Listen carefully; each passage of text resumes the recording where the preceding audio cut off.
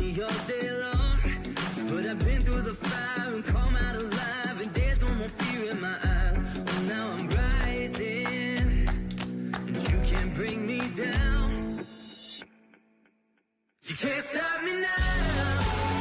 Can't stop me now. And my feet have come too far for you to tie 'em to the ground. You can't stop me now. Can't stop me now. Set my sights on where I'm going at and turn it back around. You can't stop me. Good evening and welcome to the Psych Golf Shop. I'm Aeson Knight, and tonight, of course, we have with us in the co-host seat Techy Joe himself, and of course, Johnathan Goldman with The Gift of the Body. This is your new book out. Now, you know, you've done a lot of study. You actually started in 1960 working through the multidimensional guides and different energy paths and learning natural healing medicines from literally from the Amazon rainforest in Brazil to all over. Now you've brought out this book, and this is a good read, y'all. This is nice. It's going to take you a while. Like, this is a dig it in and get it. But tell us a little bit about the book. Book took me 7 years to write. Took me 20 years to learn what was in it. And I felt like I got to put it out, you know. And if I thought it was what everybody else was saying, I wouldn't have bothered, because I got to tell you, it was a pain in the butt to write. It took me a long time. I had to learn how to write. Every vacation my wife and I took, I would write. But it was worth it, because it is what I say. It's a textbook. On the back it says it's a textbook for the adventure school of your life. Mm-hmm. So it covers most. You know, since then I've learned more, because there's an infinite amount to learn. But this captures the view that I've been given over these many years of what I call the human energy vehicle. Some people call it the aura, some people call it the etheric double, right? But the totality of who and what we are, right? Not just limited to the physical body, obviously. Mm-hmm. And this is my view. The first thing I put in the book is a poem called The Six Blind Men and the Elephant, right? Basically, this is just my take. Mm-hmm. And you take all the takes of everybody and all the smartest people in the world, still don't hardly understand anything. Agreed. Right? But what I'm putting out is a usable view that can support every other view. It's not contradictory to anything. Right. No. What I found interesting, and it's a reference that you make in the book, and I use it all the time, that that this life and this body is just a mobile schoolroom. We're just here to learn, and when we get done, we go home and we're done to the next school. That's exactly right. Yeah. You know. So what have you seen out of the book? Tell our listeners a little bit about some of the things you've experienced as you wrote this for 7 years. I went through every stage that's in it. You know, what happens is, in the book, I take the reader through every one of the chakras, through every one of the energy fields. And then, look, one of the things that this is what I mean. All we're all doing is just discovering what is, right. What I say is, we are blind amnesiacs, walking around, bumping into things, and in this life we start seeing a little more, and we start remembering. Mm-hmm. So what I've been shown is not just what's in the chakras, but literally what qualities are contained in each layer of each chakra. I'll give you an example. This is how this first came to me. It's a long story, right? I went to Brazil, and I had this huge opening of my own channel, and came back and started doing, I had been an acupuncturist for 12 years. And I started doing all kinds of work. My hands would get hot, and I'd put it over somebody, and they'd get up and feel better and stuff like that. So one day, a woman is on the table, and I have my hand. At that time, I called it the puppet stage. My hand would just go like, and it would hang over somebody for a couple of minutes, and then that hand would fall, and the other hand would go like, and stand there for a couple of minutes. So one of my hands is over a woman's solar plexus, right, her stomach area, about 1.5 feet above her body, physical body. I didn't know at that time what it was, but it turned out I was in what I came to call the mental body of her third chakra. So my hands hang in there, and all of a sudden, my inner voice says, I don't know who I am anymore. So I don't know about you, but I've had periods in my life when I could say I didn't know who I was. That didn't happen to be one. So I thought, well, that's not my thought. What is that? So I say to the woman, let me just tell you what I heard. I said, I don't know who I am anymore. She starts going, oh my God, that's what's going on. I lost my job. My relationship fell apart. I don't know who I am anymore. And I went, oh, dude, I'm going to write that down.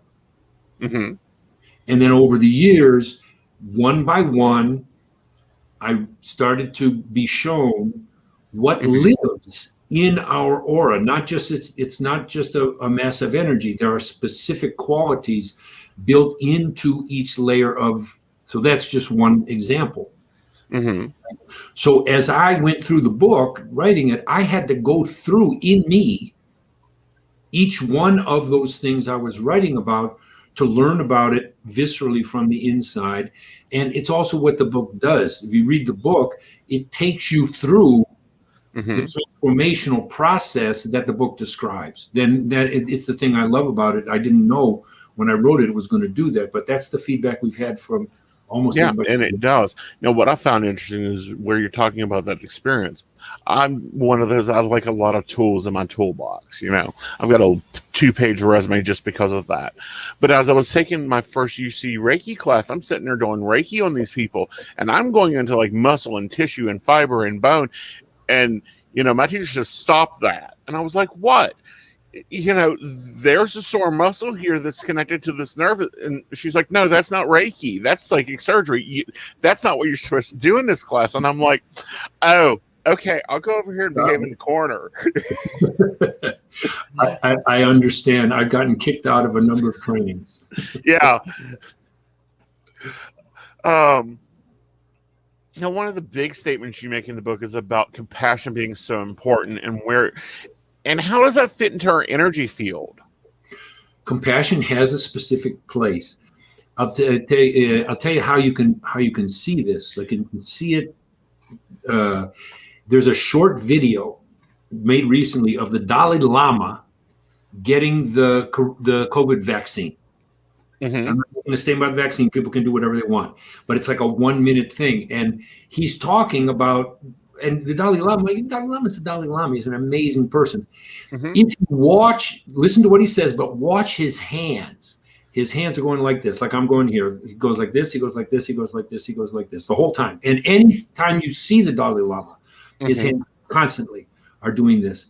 His hands literally in front of his heart, I'm going to show you sideways, this much, is in literally the space of compassion that is built into every human vehicle. Compassion literally lives waiting, sleeping, to be awakened. Most of the time it gets awakened by tragedy, right? So there's a tsunami, kills 300,000 people, and everybody around the world is like, oh my God, right? Or the thing that happened in Atlanta or in Colorado, people's hearts open. So my question was, what if I didn't have to wait for the Dalai Lama to be my compassion? What if I didn't have to wait for a tragedy? What if I could learn how to, not being the Dalai Lama, a particular person, how could I learn to access compassion myself? And then I got taught from the inside out, oh, that's where it is. What I've learned to do and what I teach is how do you literally activate that in you so that can be the place from which you do the work that you were given to do. Right. Besides that, because compassion is a space of neutrality, space where all possibilities are held in consciousness, but in presence. And for those of us, and I'm assuming you guys are also among us, the people who are very sensitive to energies and have a tendency to get overloaded, particularly in this time of COVID, where there's so much craziness going on and so many thoughts and so many emotions flying around the ethers. So those of us who are those kind of mediums, as I say, compassion, embodying the space of compassion, is the protection. because the stuff gets drawn to the space of compassion instead of getting drawn to your head or your stomach or wherever you get it. Right. Well, what I teach people is how to embody that literally, like how do I activate it, like the switch, and the switch is awareness. Mm-hmm. Right. And, that's a real big point. That's why on our show we've termed the vaccines the freedom shots. If they ran this like they did the PR campaign for World War II, we'd be doing a lot better with it. But I think it's important, with the Dalai Lama and that meditative state and, just the light he emits in general. He does a lot of video. I won't call them teachings. It's more like sit down, come talk with me. And that I really like his presence. And he does do that. And he opens up a lot of that chakra energy all the time. But also, I think there's a lot of respect with him in that. Is opening that compassion, opening that level of, I'm the Dalai Lama. I've been here a number of times. I'll come back again. But this is what we're doing here. Yeah. Yeah. And it's his job. His job is to stimulate compassion. Mm-hmm. Very much so. So it's what happened for me. This happened spontaneously for me. One day I was walking across in my office when I had a private practice. I'm walking across the waiting room, and all of a sudden I was stunned. I was stopped. This place in my chest is vibrating. And I have compassion for every being on every level of creation, for the little ants and the angels and the people in between. And I thought, wait a minute, I want this. Mm-hmm. So it's another point that I make in the book. Our choice, right? We have 4 gifts as humans. We have 4 gifts. We have consciousness, right? So we can be having this conversation. We have a body that our consciousness temporarily inhabits. We have choice, and we have the ability to actualize the choice, like to decide something and do it. Mm-hmm. Those are 4 divine gifts that not all creatures have. And so the use of those is what activates these qualities in us and brings us to be able to, as the teachings I do, not just me, but to live through the heart, to actually live from the place in the center of our chest that becomes our referent on earth. Right. Which to me is forgetting religion. That is salvation. Agreed. And I think a lot of times that's, because I've studied them all, I think we get stuck in labels and terminology and things when it comes to religion. Because you go to a Buddhist ceremony, you go to a Wiccan ceremony, you go to a Christian, a Catholic, a Jewish ceremony. It's all about 2 things: build a community and finding love. Yeah. Within yourself, within your universe, finding peace. If not, then you're going to the wrong places. Check out some of the other ones. You use the term in your courses, the terminology of light. This is thrown around a lot. Like, I'm holding light for you. Love and light, thoughts and prayers, or as we call them, pears and tots here. How do you use that term? Light is an actual. Well, here's where the start. Light is not a metaphor. Mm-hmm. It's a force. There is, you know this. You studied the esoteric stuff. In the esoteric world, they talk about the central sun, the sun behind the sun behind the sun. Mm-hmm. There is literally, not metaphorically, a source of light in the universe. Light, in the sense that I'm using it, is what is called in the Ayurvedic world prana. Mm-hmm. It's life force. And of course, it's everywhere, right? The difference between me sitting here and my body being a lump of clay is that it's filled with light. But we can increase that, right? And I can learn by constructing an inner structure in me, which is what I teach. Mm-hmm. By constructing a vibrational structure in me, I can become a conscious receptor of that light. I can focus a beam of it, comes right down here through the back of my head, comes into me through my heart. And when I do my healing work, comes out through my hands. Mm-hmm. It illuminates me. It's not a metaphor, and it doesn't have anything to do with necessarily one spiritual path or religion or other. There are spiritual paths that would claim it, like we own the light, own the light. It's like saying I own the sun. you know. So light for me is what can be nurtured. When we say a prayer, we say light to guide you, light to heal you, light to comfort you, light to bring you home within yourself. Mm-hmm. And I think that's been a great lesson of 2020. Now, 2020 changed a lot of what you do there in Oregon. What are you looking forward to doing? Well, I'm looking forward, for one thing, to having people come and we can sit together and breathe together and be in light together. I mean, that's, you know, that's the best.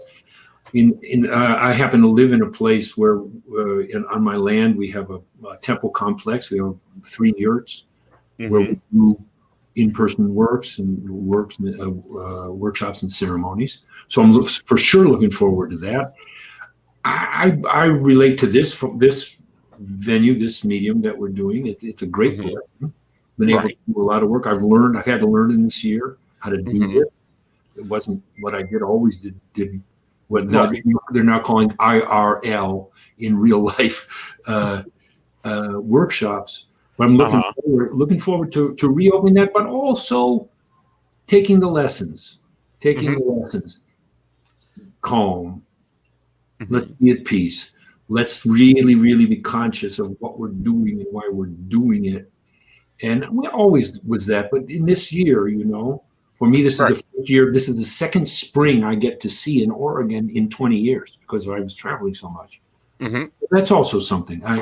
I want to be home. I want to receive people here, you know. Right. And I think that we're going to see a lot of that. And a lot of changes like that of, you know, being home. And I'm seeing that out of spiritual people that were on the road constantly. Because, you know, myself, we were on the road 36 weekends a year doing fairs, festivals, live shows, had a live office, all that. And, you know, the year changed us, changed our energy. I think it changed the Earth's energy too. And it's like more focus on home, more focus on, you know, building our own space, not being the cosmic travelers that we tend to be. I'll tell you also, can I tell you one other thing that happened to me? You know, okay, I travel a lot like you and do a lot of external things. What I realized in this year was there was some stuff in me that I was avoiding. I didn't mean to, but, you know, I'm in a hotel and I'm doing all day long. And so it has really been an opportunity to do some very deep transformational work. It's what I call the work I do is transformational energy healing.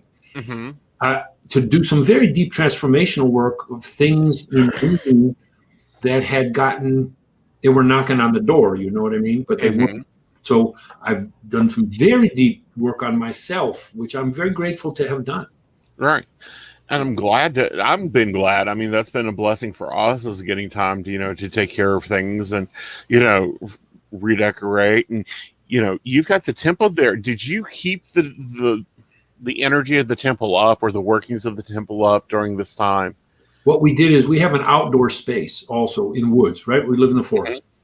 And so for the first, like between last June and end of October, when the weather was okay, because it starts to get cold here, we did our ceremonies in the forest. And then we started doing stuff on Zoom, and literally beginning of May, we're going to reopen and start doing things in the forest because it's all air and breathing and that kind of thing. So we managed. What we did was, in this COVID time, is actually, I like what we did is we found the middle road, you know? Got the extremes, right? Right. You, on the one hand, you got the people who are terrified. Both extremes have to do with fear. You have the terrified people who want to avoid any possibility ever kind of exposure to anything. And then you have the other people who think the whole thing is a joke and it's all being made up. So what we did is we eliminated both those extremes, studied what the reality was, and made a program that took into account the necessity to be prudent, the necessity to be grounded, but also we didn't stop what we were doing, but we modified it, and we were completely successful. Nobody Good. got sick. Nobody Wonderful. like that. So we walk this middle ground. Right. And that's the important thing there. How do you, working on the emotional and the energetic body, how do you think this pandemic is going to affect that? Because you always see overlay or scarring of events and trauma. For sure. Look, what is one of the most troubling and sad, intense things going on is the amount of depression and anxiety that is going on in so many people, Right. And that the basis of both those things is energetic. Actually, I'm in the end of May through the middle of June, I'm going to teach a course online talking about trauma and talking about the energetic causes and the healing of trauma and the energetic causes and the healing of depression and anxiety. So one of the things that's happening, I referred to it a moment ago, is how much energy is being generated by so much fear and so much confusion, so much conflict, and naturally by the off-gassing of so much of the pockets of energy that has been sequestered. Because as we've been so externally focused, right? We work and we do and we create and we make and we blah, blah, blah, blah, blah. So now the paradigm drops. All of that stuff, as I said, it comes up in me, but it comes up collectively. It's coming up in humanity. It is. Right? And so that tends to glom onto the ones in whom it's coming up, and also tends to glom on the sensitive people, which actually is most people. Right. So all of that weight turns into, we call it anxiety, we call it depression, we call it suicidal thoughts, we call it blah, blah, blah. So all of that, so the working from, so to speak, the outside in, working on the mental body and the emotional body to clear those energetic attachments can be super helpful in getting down to like what's you. Because many, when I do healing work, the first two sessions always is, I say we back up the cosmic dump truck and we just like, let's just shovel out what this person's carrying on them that didn't originate with them. That's a lot better than trying to move steamer trunks. 'Cause I swear some of these people just drag around trains or steamer trunks with them. That's right. And it's like, does your back hurt because you're carrying around the company that you're working for? You're carrying around the stress of a relationship that's been gone 5 relationships ago, but you keep dating the same one. Exactly. But somebody said, I married the same person with 5 different faces, Yes. So what's this divine tactic thing you have? Okay, divine tactics, right? What is tactics? Tactics are within a strategy. How do I accomplish what I need to do? So call them tactics. Actually, was the name that I was given. What we do is we teach something called it's a whole. I refer to it constructing an inner structure. It's an inner vibrating structure, and it's done step by step. It's done with meditation. It's done with breathing. It's done with visualization. It's done with healing techniques. We start with what we call the 3 groundings: grounded on earth, which means in your body, not avoiding it; centered in the heart, which means you're not stuck in your body, because the heart is connected both to this incarnation but also to the transpersonal levels. So centered in the heart, and then receiving light. So grounded on earth, centered in the heart, receiving light. So what we teach is, how do I construct that in me step by step? I have actually on our website, essentiallight.org, we have a 10-session class that I did online in September, October, and the beginning of November.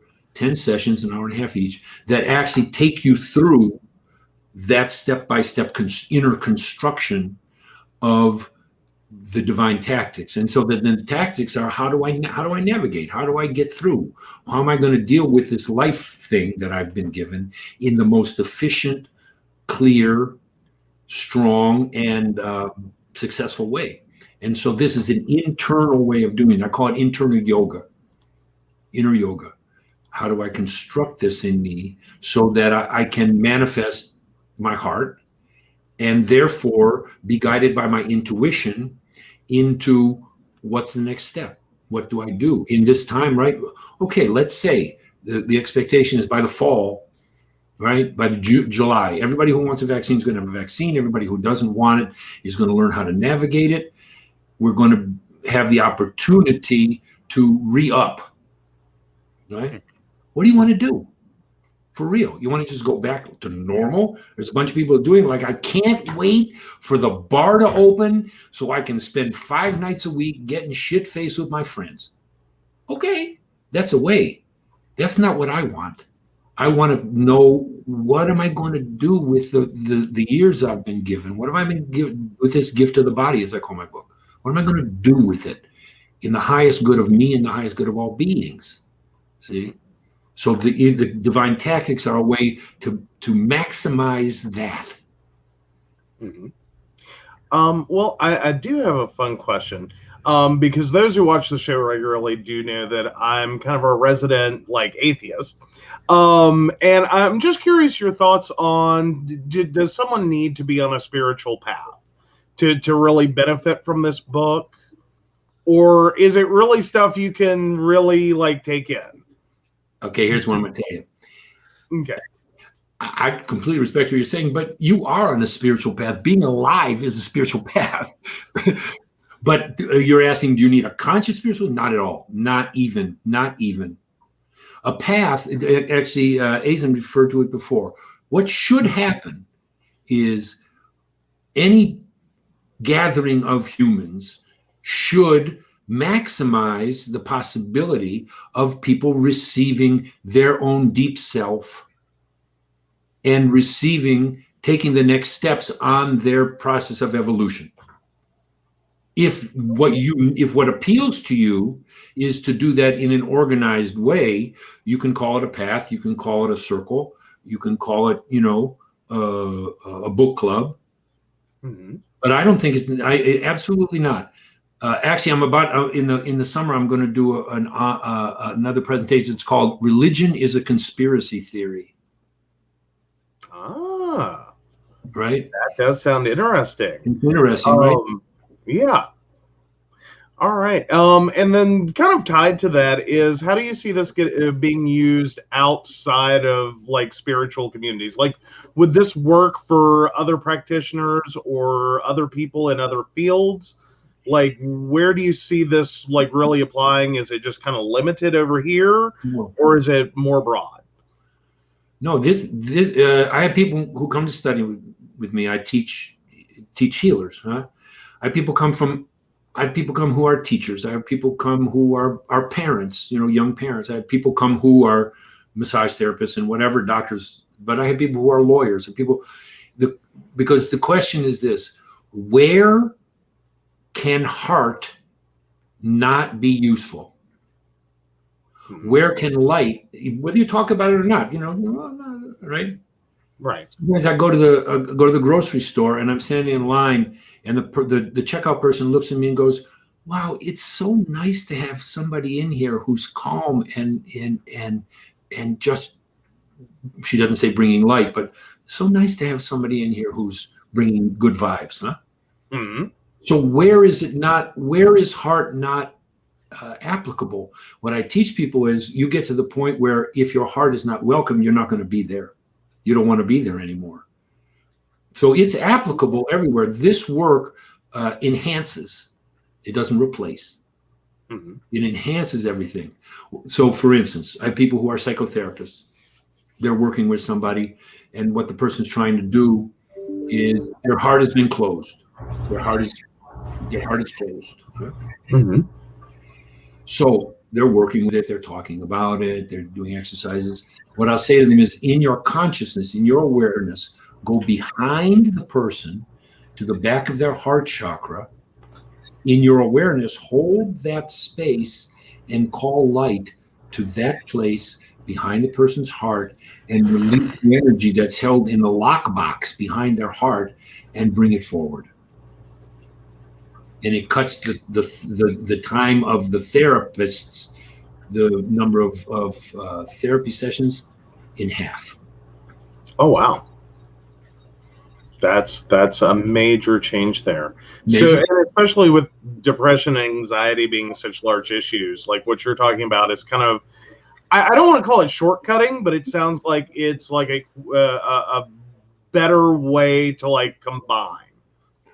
If you know that depression has to do with the squeezing of your life force, right? What do people say about when they're depressed? How do you know you diagnose depression? I got no energy. I don't want to do anything. I don't really care about anything anymore. I have my libido is gone. That's what people say. All of that is connected to the second chakra.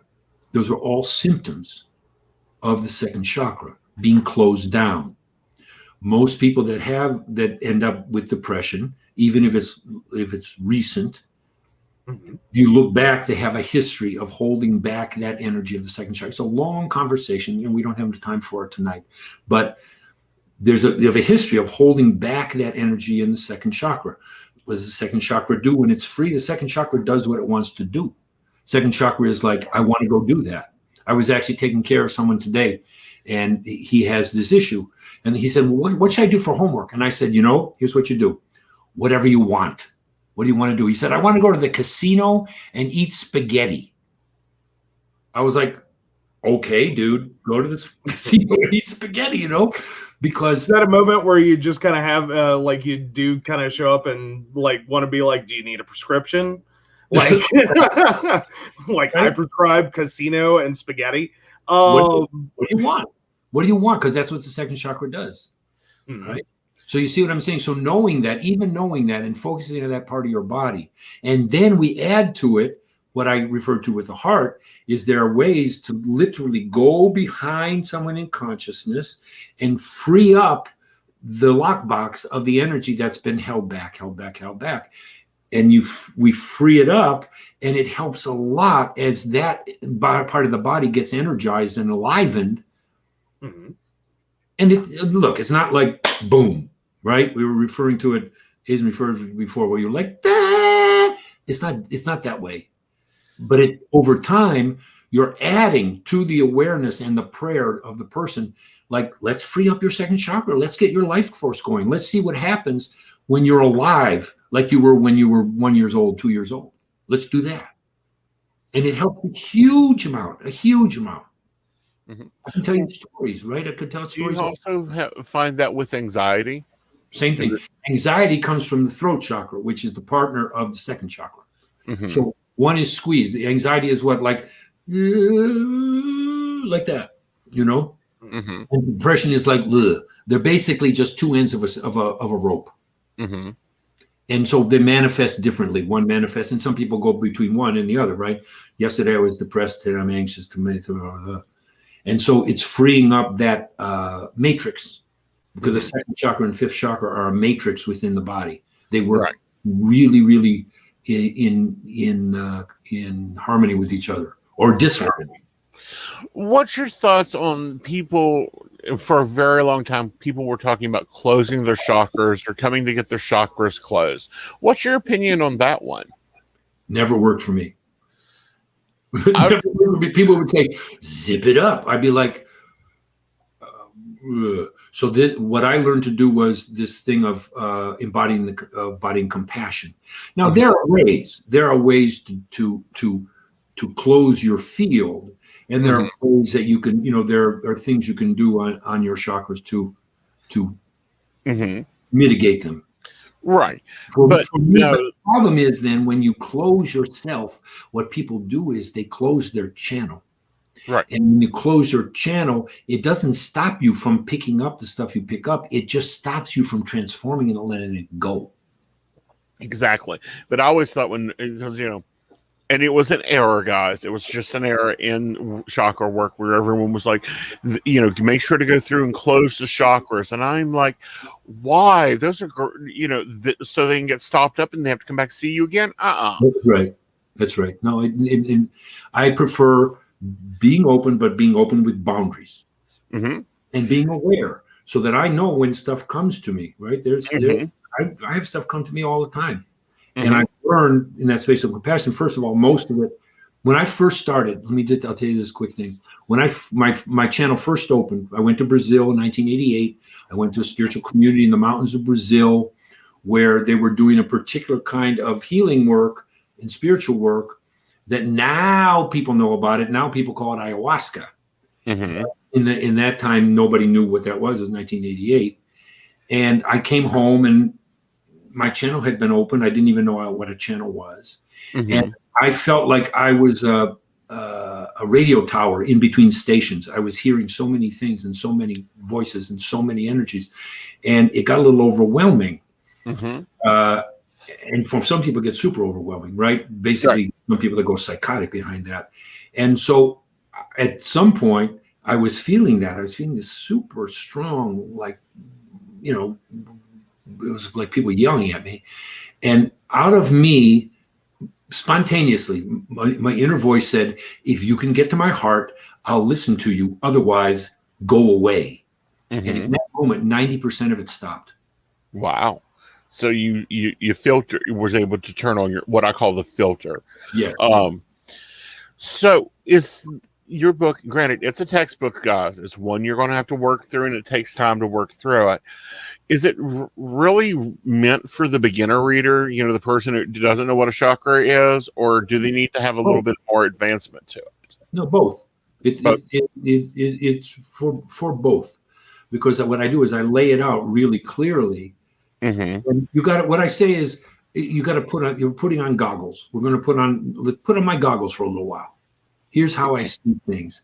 And so the beginning of the book takes people really step by step, like, okay, let's put on these goggles.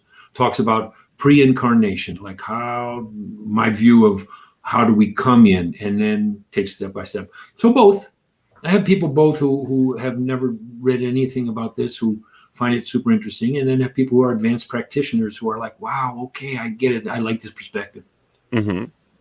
It's a very nice, refreshing perspective. So tell them how to get your hands on it. So what I said to you before is we actually sold out, and it's being reprinted as we speak. And in a couple weeks, it will be on Amazon, available there. It's available now in, digital form. Yeah, but Kindle. Really, way better. The book is actually, we did a good job. It's very beautiful and has color charts in the middle. So if you can get it then, but you can get it in digital form now. Right. But it'll be available then. Right. And you'll want you can read this in digital, and especially if you are like me and you like to audiobook it.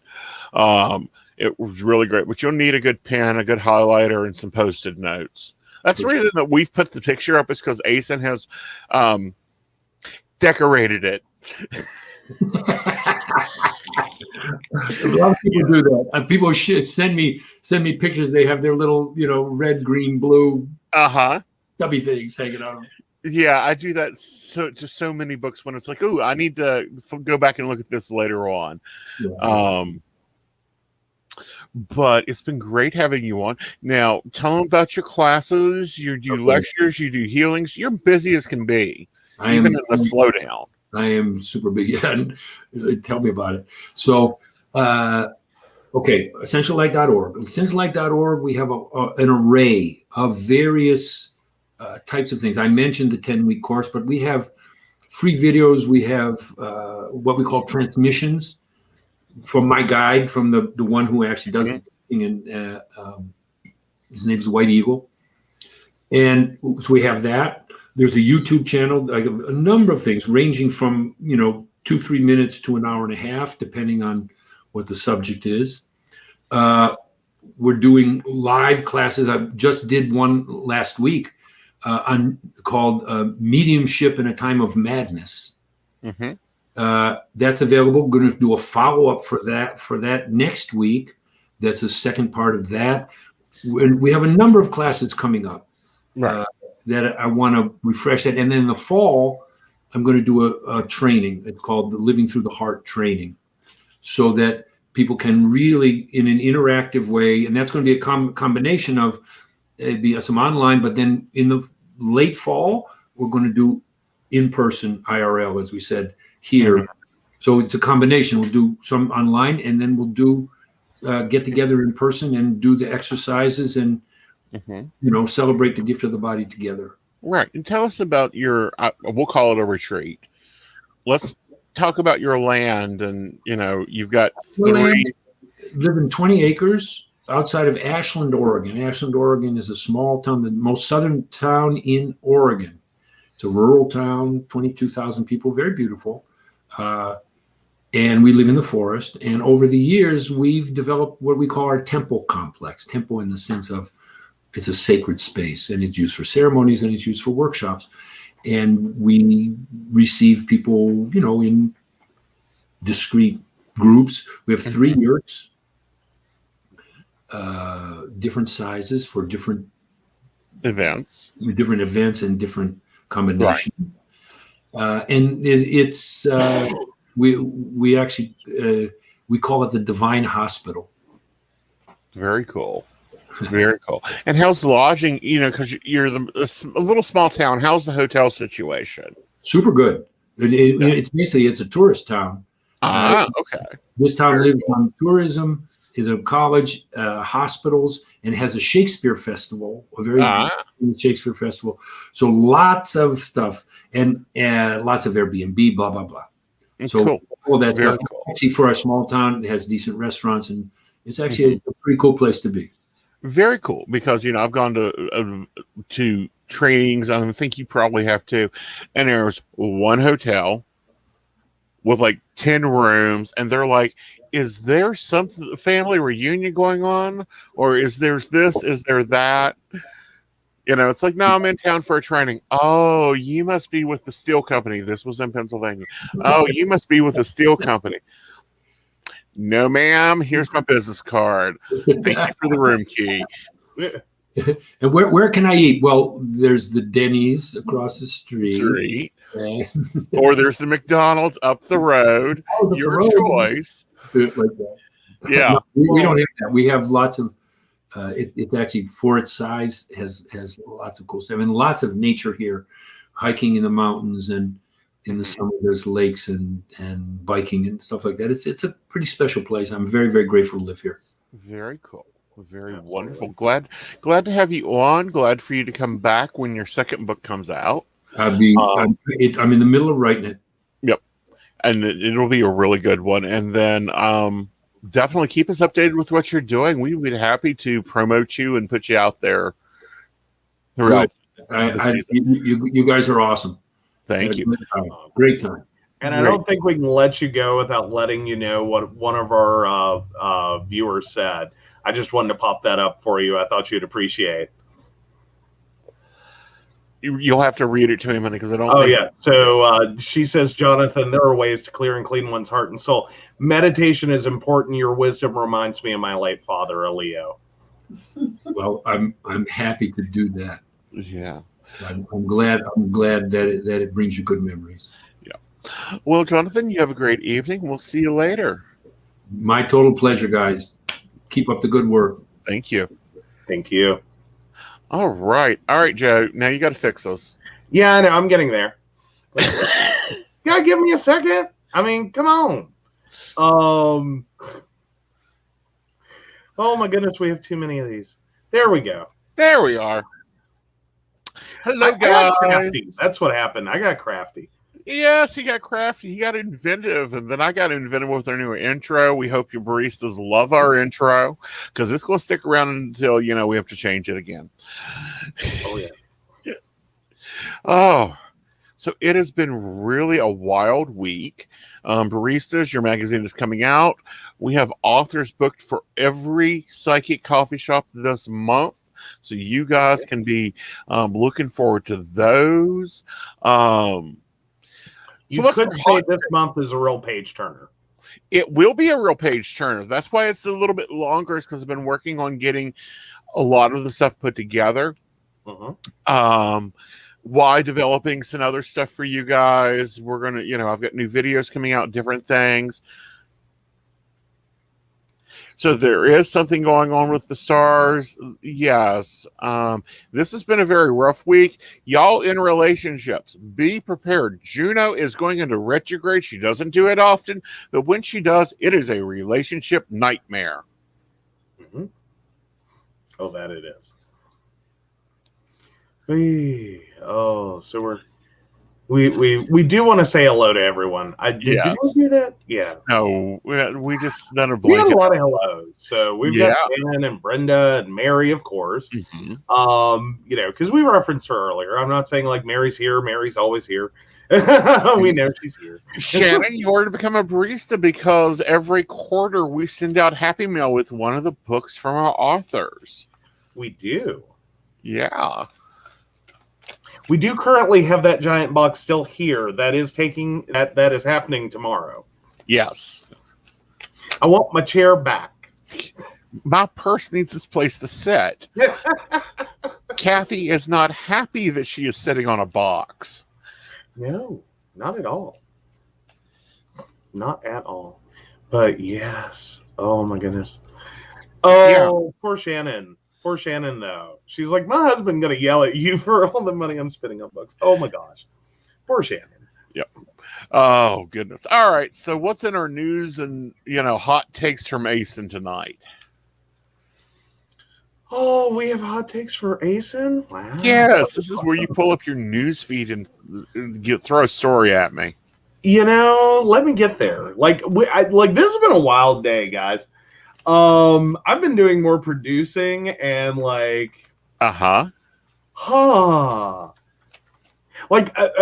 I'm just going to go ahead and admit this. I had to admit this to clients earlier, and it was really embarrassing, but it was like, I have to leave y'all. This was earlier while producing. I was like, I got to leave y'all because I've been trying to get a shower all day. And y'all can sit and talk all you need to, but this hot mess got to get cleaned up. I can't. I cannot do anymore. But it's been that kind of week where it's like we just keep having stuff. Well, it's been that kind of week of just pulling everything. Oh, yes. Though I do have to say, just taking a brief look at the news, can we just point out how less crazy it's getting? It is. It's getting less crazy. It's getting but it's getting more aggravating. I mean, some of it is just stupid, and the other part of it is someone forgot to pay hash money because it's all coming out now. Oh, absolutely. Ooh. There's interesting, I get lost in topics because I'm on BBC News UK. So, looks like Moderna COVID vaccine rollout to begin in Wales. This is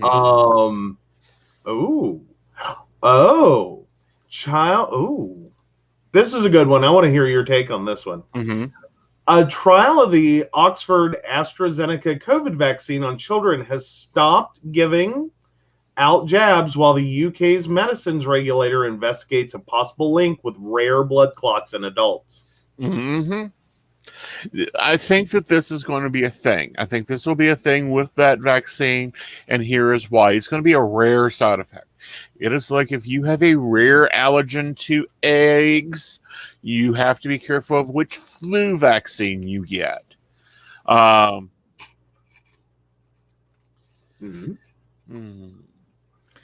and we always knew there were, there are going to be risks. Right. And the reality is the risks in this situation are a lot worse if you get sick.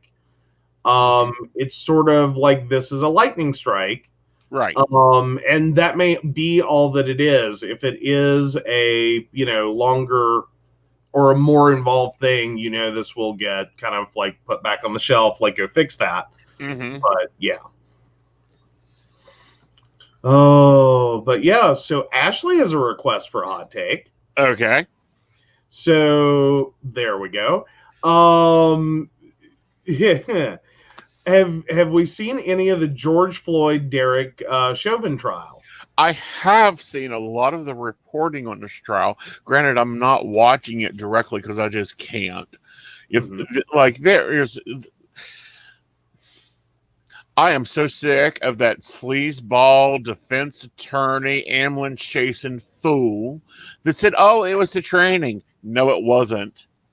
No, it wasn't. Everybody else knew it wasn't. It is on tape what he done. This isn't a Deep South thing. Come on. Just convict and move on. Please, just convict and move on. Let's convict. Let's let his family go and grieve, because they haven't been able to grieve because they have to deal with all the media and the riots and everything else that went on in defense of George Floyd. Granted, I'm not downplaying those riots. I'm thinking those riots are very, very important. But we have video evidence, eyewitness evidence, and been told by the head detective of the dang city that was incorrect use of that hold. As soon as he was in handcuffs, that man should have been off his neck.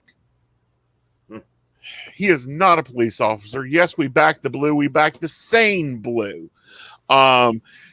Meaning that they do their jobs. They're in their community. They're talking to people. They know the bag lady on the street. They know who owns that grocery store. They know what's going on. And this is over a $20 bill. Let's remember that. This is over a $20 bill that was not even counterfeit, that did not react to a dry pen. Yeah. Well, and the bigger issue there, I think, is you really start to see racism rear its ugly, ugly head when you can start justifying the death of someone based solely on property and solely on past drug use and solely on, and you have to start questioning, like, is it really about the property? Is it really? Like, that's where I'm at with that. So other UK news, and probably very, very much part of what's going to happen here in the US as well, is leading figures in the UK entertainment industry have expressed reservations about the prospect of using COVID passports as venues reopen, especially if they require proof of vaccination. See, I'm all for the vaccination passports. I am all for putting them onto travel if you're traveling internationally. I am all for vaccination passports if you are going to be in a major medical facility. I am all for vaccination passports if you are going to be in a tight room with 200 people. I think we need to, however, change the way our planes are organized so that people aren't on top of each other. If this has not taught us anything, it's that space is important. Mosh pits, I think, need to be a thing of the past, kind of like, other things. Oh, absolutely. See, actually, the female prosecutor joking with him, I think, actually made him seem more human to the jury, because otherwise the man would have had not a personality, and the jury would not have took that in.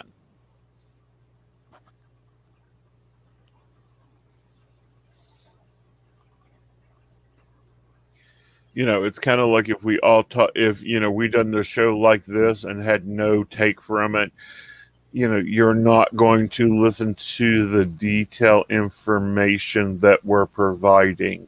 That was that fire chief. That is his personality up there, staunch. No one's going to listen to that. True. Oh, but yeah.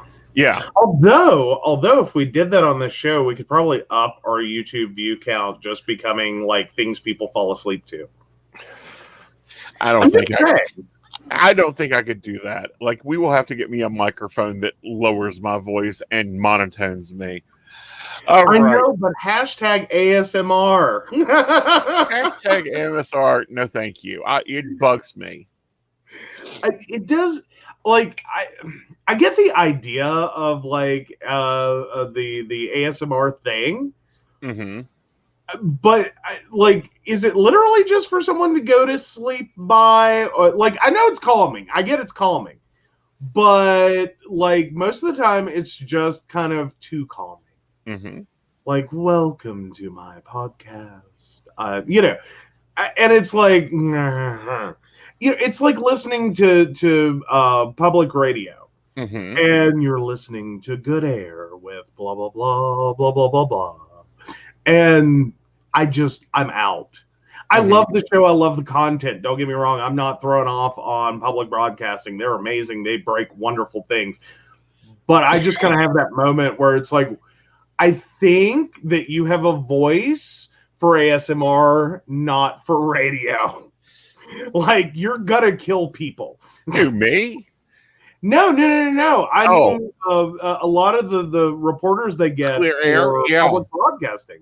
Like, how many people have died because they were listening to public broadcasting and just fell out? Like, they're done. Like, Well, out. it's meant to not to synthesize the news. Well, that's not what hot takes are. All right, what's next on my hot take? Oh, your next hot take? Well, let's see what else I've got up here. By the way, we are taking questions, guys. Remember, I Yeah. need your birthday. That's not a hot take, but this is kind of a fun way to break up the next half hour and cover a lot of news beats because, I'm opinionated at best. Absolutely. It really is like a quiet. Oh, or not. Mm-mm. Oh, okay. A family say they felt let down after a bank refused to make any changes to a mortgage deal under which they face losing their Edinburgh home. So basically, this couple took out a £19,500 loan from Bank of Scotland in '97. But the cost of repaying it is now expected to be more than £200,000. Mm-hmm. The bank claims it spoke to the family at length. No changes to the deal. Right. Yeah. So apparently Bank of Scotland has said Mr. Gray 90 was able to stay in his home without making any payments. And they took out the appreciation mortgage in '97 to help fund their retirement. The money they borrowed was interest-free and did not need to be repaid until either both died or sold their home. So yeah. It's kind of a mess. It's a very big mess. And we've seen this here in the U.S. Mm-hmm. Late night TV used to be terrible for this. Reverse mortgage, cash in on your home. Yeah, except 30 days after you die, your family has to have your estate out of there. Mm-hmm. Mm-hmm. Well, and it's creating a lot of issues. Like, those loans took advantage of a lot of people. Effectively in the U.S. we call them reverse mortgages, Mm-hmm. and it's the same principle. Is that you're going to borrow against your house, basically creating a life estate that you can Mm-hmm. continue to live in it until you die, or you release your claim to the house. For instance, if you were to go into a nursing home, you could release it then. The bank goes ahead and takes the property. But it's I get why people get pulled into them. It just scares, it's a very scary idea. And it's messed up a lot of families that thought they were fixing problems in their life, that it temporarily fixed an issue. Like, they needed a heater, they needed a roof, they had a massive bill incurred. But the amount of money they're getting out of these loans, and then the amount they need to repay back, and the speed sometimes they have to pay that back, is just, it's unbelievable. Like, a lot of families are losing like a serious part of their wealth that they would otherwise have given to children or other family members. Right. With no real recourse. Like, I hate them. I hate them. Yeah. And it's just destructive all the way around. All right, we do have a question here, and we'll go ahead and take this. All right. Ashley, 82696. Has Baby Demir had a previous life? If so, can you tell me about it? I feel like that he's had multiple previous lives. He, like everyone else, is an old soul. We get very few new souls anymore. Why? Because we've just evolved so much from the original premise. I feel like that he spent a good bit in China. I feel like that he spent a good bit in France. I do think he'll explore them as technology progresses and he grows up a little more. You'll notice, however, that he will not like eggs. And that has to do with his life during the 20s. Ah. And I do want to go back to this comment from Mary. She points out, and I'm just going to bring it up.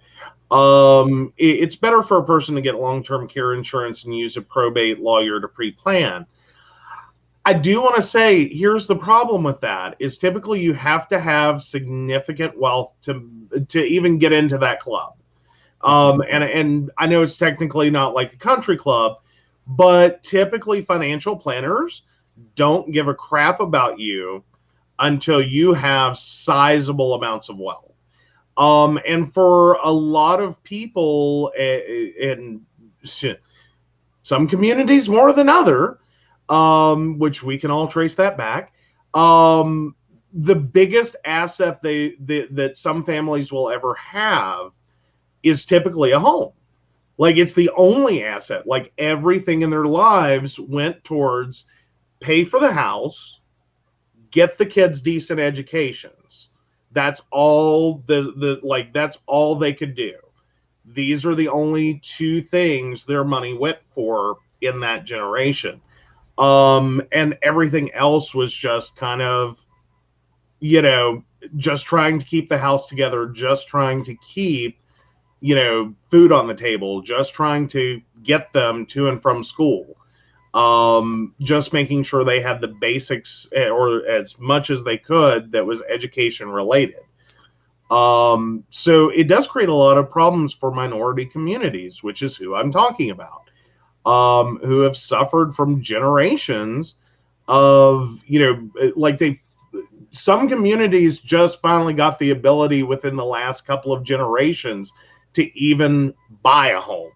Mm-hmm. Like, financially, they've just now started to catch up to that level, Mm-hmm. to actually own a home and not be lifelong renters, Mm-hmm. or in some other situation, to then turn around and get exploited with these loans because they don't have enough assets for financial planning and wealth management.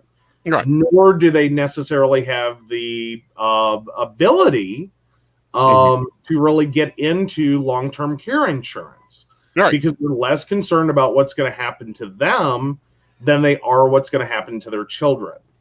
Couple that with a lot of issues with financial literacy, in terms of believing in the decency, honesty, and integrity of banks. Because there's still people that fully believe if your balance is what the bank says it is. Doesn't matter what you thought it was, it's what they said it was. So and these are people that will sit there and tell themselves, I made a mistake. I didn't do the math right. I screwed up my finances, without ever necessarily understanding that, no, you were exploited through a very bad deal. Right. So, yes. Well, and here's the thing with that, and here's the important thing with that. One, we're dealing with people that live off of what I call, we're still getting influences from the first depression, much less the second depression, especially in this area, because I don't trust banks. We all know I don't trust banks. We all know I enjoy a good freezer savings account. I love banking at Scotch Guard or Us. I love, accounts at Squirrel and Moose Bank Extraordinaire. They're lovely. They do not take fees. They do not charge you to hold your money. You don't have to worry about FDIC insurance. You do have to worry about fire flood insurance. A little bit. Yeah. Yeah. And Mary points out credit unions are wonderful. And adding to the conversation, Shannon brings up Adam Ruins Everything and they do. I've seen it and I love it. They have a really good episode that talks about redlining of minority communities and the wealth gap. So if you get a chance, check that out. We'll try to get a link for that later for you guys. Right. But also, something to think about here. We have at least 3 generations of people that do not know what the word savings means. That do not know what the word, they work to pay their bills, feed their family, and if they're lucky, get a week's vacation at someone else's family's house. But then we have financial planners who are pushing their commission checks, that are pushing their, this is a hot stock. It's like this morning. I'm doing my get ready. And of course I have Bloomberg in my get ready play, and they're talking about Topps cards becoming publicly traded. The baseball cards, the basketball cards becoming a publicly traded stock, and how influential that was. And I was like, really? Bubblegum baseball cards are becoming publicly traded. So that means the rare cards will be influenced by the stockholders, not by how good the sports team was. Well, and it could have a lot to do then as well in terms of making those cards rare or, more valuable, maybe controlled by investor interest. Right. Not by like any of the so-called randomness that occurs in trading cards. Right. That's just that's crazy. It's it's like, what's next? Beanie Babies? Is that a publicly traded company now? Actually, it is, because that was by Mattel. Oh God, really? Yeah, Mattel got us with that one? I believe so. Let me make sure. No, it was Thai. Unless that's a sub-brand of, that would make sense. Oh. Because I remember the 90s, there were people that went literally into their savings, their kids' education funds, into their retirement accounts, because they thought this was going to be such a big thing that one as collector's items, and 2 as potential profit, as something they could later sell as an asset and massively improve their life fortune. I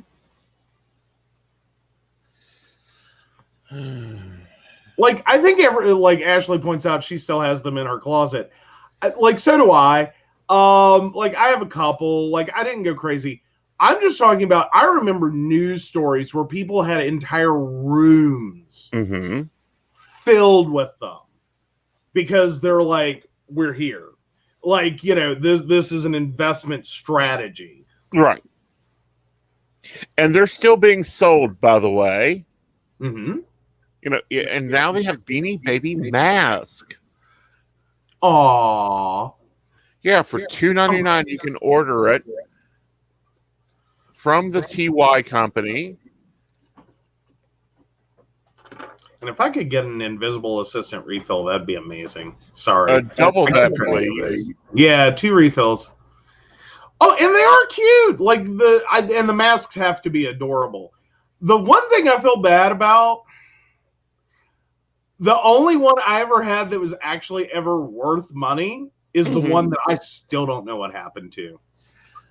It's probably in the attic with my comic books. Well, good job. You go find the Princess Diana Beanie Baby.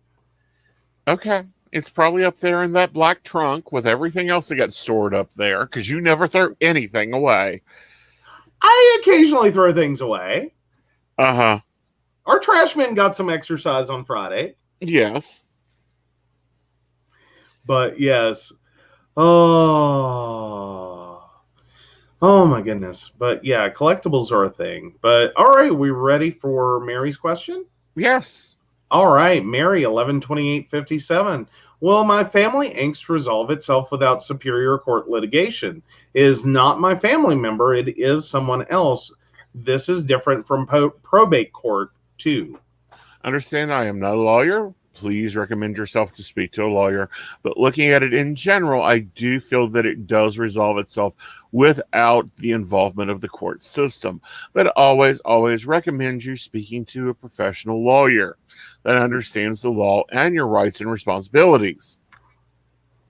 There we go. These are important things to point out. Yes, I have to give lovely disclaimers, keep the lawyers happy, as we all do. Oh, yes. But, yeah. Oh, and Mary points out she has a 1965 Mary Poppins doll. Got it from eBay. She was gaga over Mary Poppins as a young girl. Read the books, too, but Julie Andrews is wonderful. Julie Andrews is wonderful. Like, so it's quite interesting also, and I was listening to this earlier, and I wondered your take on it. Ooh. LG is getting out of the phone business. Yeah. Really? Well, really? Okay, I can kind of see that. They've kind of fallen into that, like, budget phone niche. Right. Like, they were doing really good. I like LG as a company, but they keep falling for this, like, go to the budget market, which means they sell more units, but at a lower price. But they've also kind of pushed the envelope a little bit. Right. Like, they've been kind of pulling a BASF. Not necessarily in, like, because BASF, like, quote unquote, they don't make the products you buy, they make the products you buy better. It's not quite that they're pulling a full BASF on that one, but they're, as a contender in this marketplace, and the features they've been offering have kind of pushed the budget, like, category. I find it unfortunate that they're stepping out. Right. Because they've been kind of pushing other companies and flagship phones to be better. Right. Well, that leaves what? Samsung, Motorola. Yeah, those are your Samsung, Motorola, iPhone. That's basically your big ones right now. Gorgeous. Because we've seen a lot. Like, we haven't seen a lot of good offerings anymore. Like, we haven't seen a lot of good flagships anymore. Right. And we're talking all the bells and whistles, like your $1,000 and up cell phones. The ones you have to pay more for than your car. Basically. But no, we haven't seen a lot of really exciting things out of those for, or a lot of companies have fallen out of that category. There's been a lot of contenders that have tried. But yeah, it just kind of hasn't. Right. Like, no one's really gotten there yet. Like, a lot of this, like, some of the best parts of the market, though, have been your mid-range phones. So they're somewhere between a budget phone. Right. And your flagships. Right. And we've seen a lot of people or a lot of companies come and go there. Right.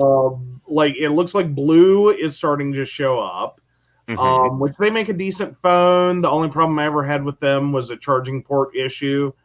Like, I love the phone. The phone was great, but, like, I killed the charging port within, like, I think a year. Right.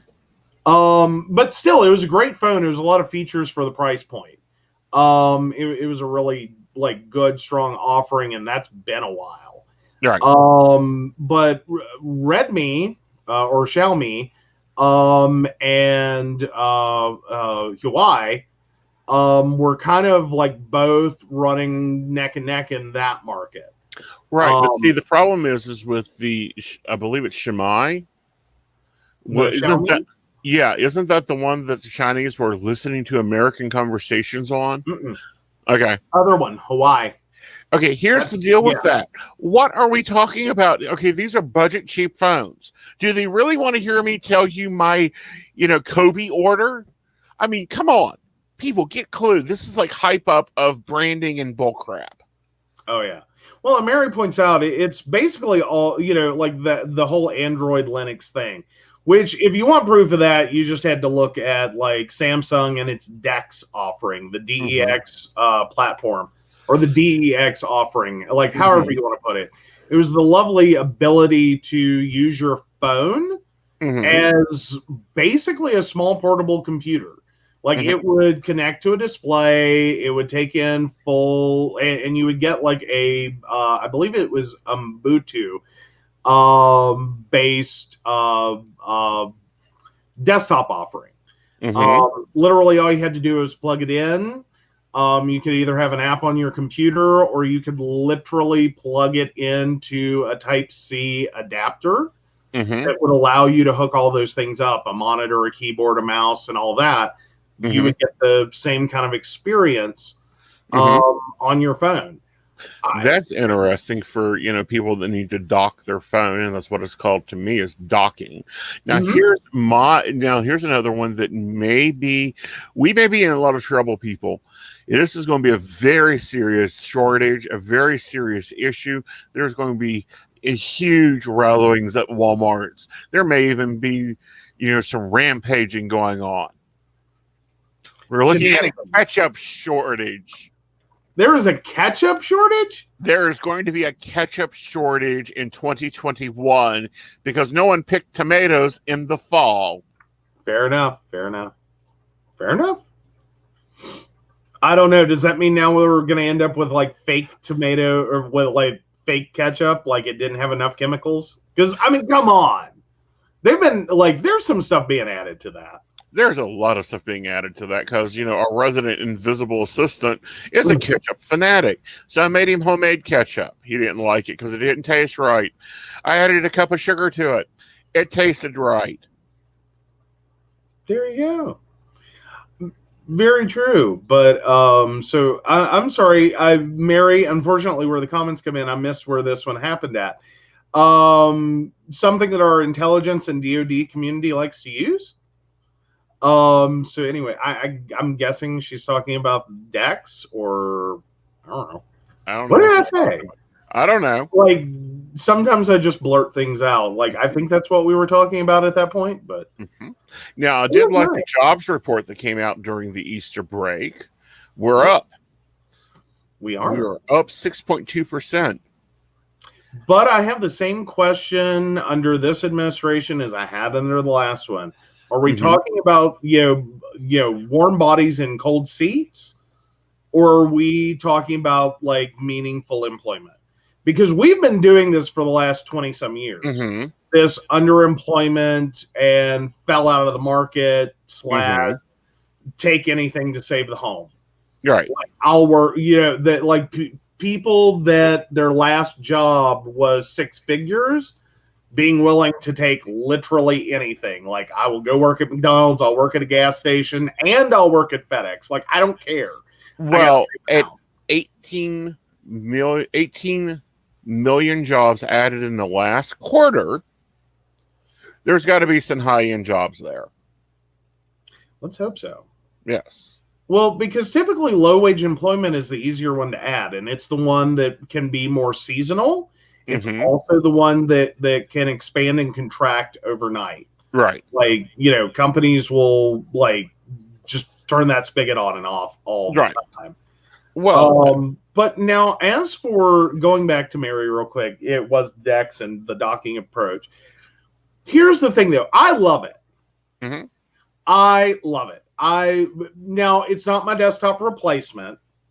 We're not there yet. If you're having to use a cell phone as your desktop, which was the original plan, was to have this one device that took us everywhere. We're not there yet. Right. You're not even beginning to get there. It's still a little painful. I love it because I've apparently hit the age in which I like a full keyboard sometimes to message people.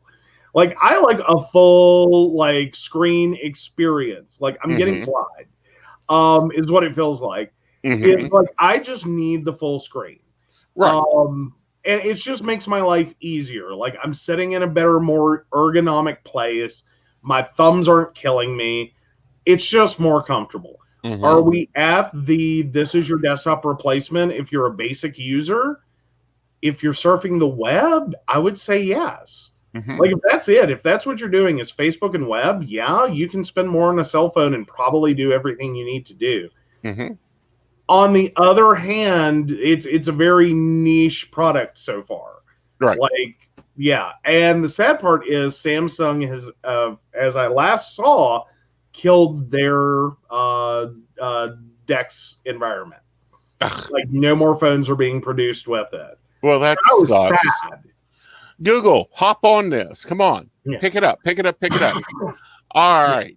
So the other thing I wanted to bring up before we close out was another story that I found highly interesting.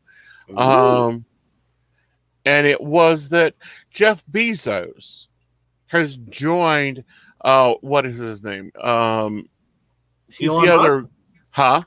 Elon Musk? No, older. Still lives in a 3-bedroom home, drives a 20-year-old car, and is worth like him and Bezos and everyone just keeps playing. Warren Buffett? Warren Buffett, there you go, has joined the call to tax them higher. Yeah. Like he is saying, take my money. Yes. Build me roads, build me infrastructure.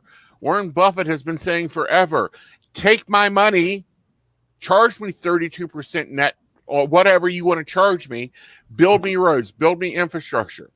Take care of the people so I don't have to write checks to charities to take care of them. Right. Nor should anyone have to be reliant on the hope of like charity. Because that's where we are. Like, you should not have a GoFundMe for your life or death surgery, medication, etc. You shouldn't have children. Like, it's a cute news story, and I get why people like it, and it sounds so sweet.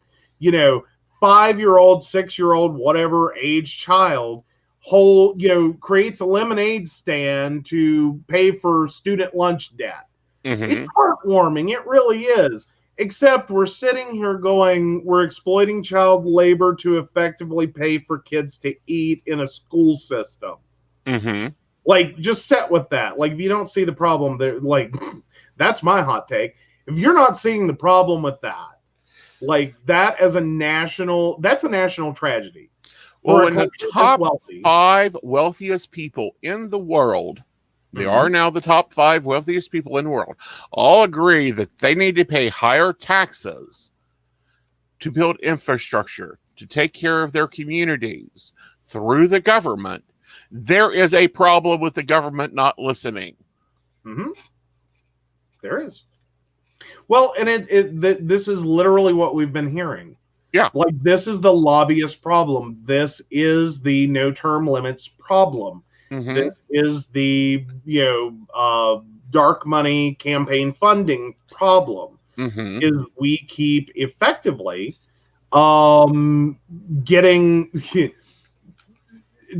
this ecosystem that is for the rich, by the rich, paid for by the rich. Right. And donates to the rich. Right. And like the best we're hoping for in this trickle down economics concept is charity. And it's a lightning strike.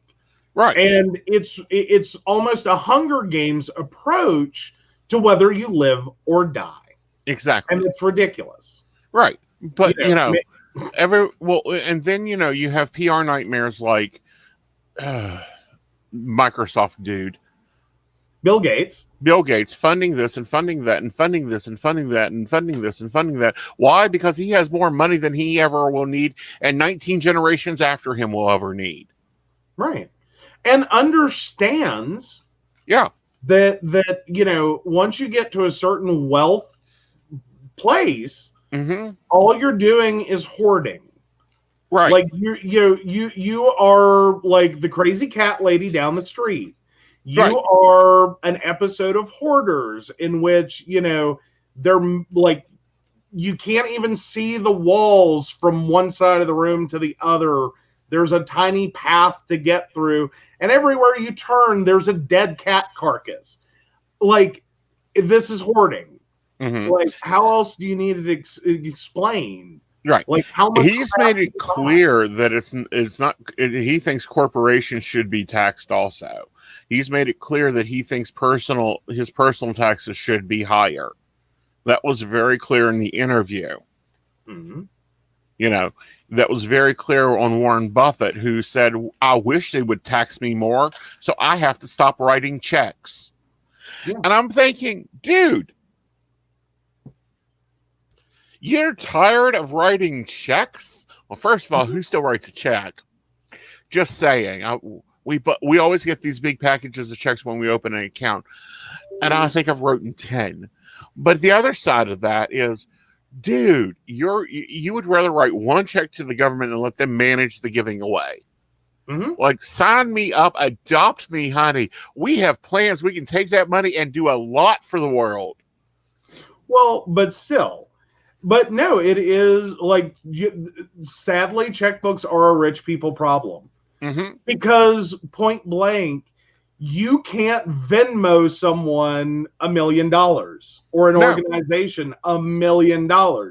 Like, you can't PayPal someone $1 million. Right. Well, you know, that's Like, the problem as a Jennifer couple- Starr ran into. Mm-hmm. In general, because he had to get Venmo to up his limit so that he could send out money to people during the pandemic. Mm-hmm. Well, yeah, because there can be a lot of concerns with those platforms about money laundering.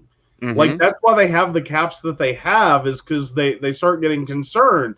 Is this money laundering? Like, what illegal activity are you in Mm-hmm. which you are processing this kind of money either in or out of your account? Right. Because it concerns them both ways. Right. You know, it can be a lot. Right. So, yeah. Yeah, Cash App has its limits. Also, this is why Aeson doesn't accept Cash App. Cash App is owned by Square. Mm-hmm. And technically, you know, psychics shouldn't be doing Cash App because it's not a business transaction. It's great to use for like charity donating to people. Cash App's an easy way to transfer that money off. But no. But Square itself has some big prohibitions against what they term occult services Mm-hmm. or occult products. Right. And that's unfortunately where psychics fall. Mm-hmm. That is where, like, any purchase spell work falls. Mm-hmm. That is where, like, even spell kits, right. They can get ugly about this as to what are you offering. Mm-hmm. And most of it has to do with there are people who will exploit and take advantage of others Mm-hmm. in that category, and they just suffer too many chargebacks. Right. Well, again, I really, really, really wish that something larger than me would sue Square over their religious discrimination. Yeah. Yeah, but it needs to be a bigger name than I am. All right, so Ashley's got a question, and then we're going to wrap out tonight's show. All right, Ashley, 82696. Do you see anything coming of the lawyer who contacted me about my daughter? Let me take a look here. Yeah, but it's going to be a drawn-out process, and I want you to read that paperwork very, very carefully. Make sure that it is not just real paperwork, but he ain't taking advantage, okay? All right, guys. It's been a great evening. We will be back Friday night with Mountain Bears. Now, we do have a new outro, which, you know, we're going to play. But I do have a question for my baristas in the break room. I need what you want me to do psychic tea on. Are you into the housewife drama going on with the divorce? Do you want me to cover, you know, Jeffree Star? Do you want me to cover James Charles? Do you want me to talk about what I think Shane Dawson's going to do? What do you want there? Yeah. And I do have to say real quick to Mary, we need to get together because I'm just going to put this out here. I'm in IT and I still don't understand cryptocurrency and this whole concept. Right. Like, to me, I'm with Mary. It sounds like a new way to screw people and hide assets.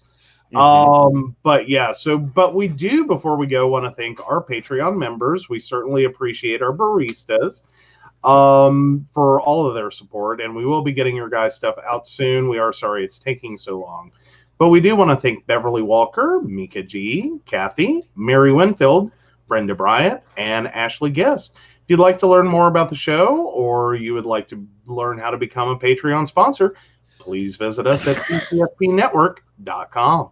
Yep. Absolutely. All right. Good night, y'all. Good night.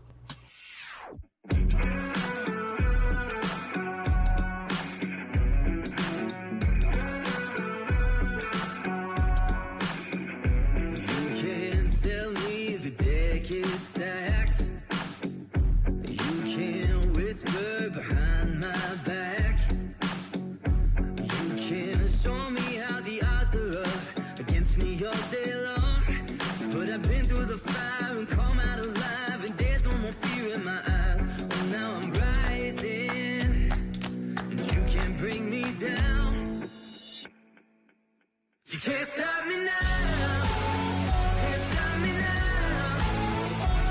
My feet have come too far for you to tie 'em to the ground. You can't stop me now, can't stop me now. Set my sights on where I'm going at, they turn it back around. You can't stop me. Good night, y'all.